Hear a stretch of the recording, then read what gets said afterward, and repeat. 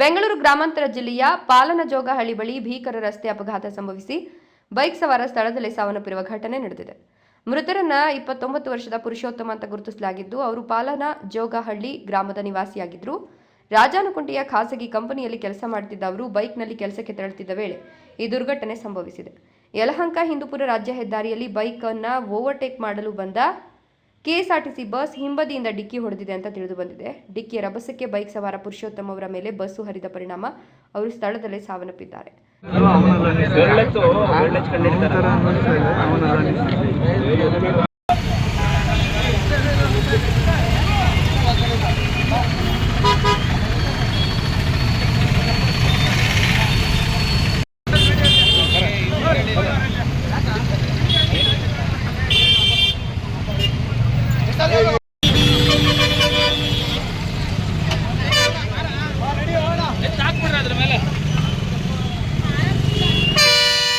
ಘಟನೆಯ ಮಾಹಿತಿ ತಿಳಿಯುತ್ತಿದ್ದಂತೆಯೇ ದೊಡ್ಡಬಳ್ಳಾಪುರ ಗ್ರಾಮಾಂತರ ಪೊಲೀಸರು ಸ್ಥಳಕ್ಕೆ ಭೇಟಿ ನೀಡಿ ಪರಿಶೀಲನೆ ನಡೆಸಿದ್ದು ಪ್ರಕರಣ ದಾಖಲಿಸಿಕೊಂಡು ಮುಂದಿನ ತನಿಖೆ ಕೈಗೊಂಡಿದ್ದಾರೆ.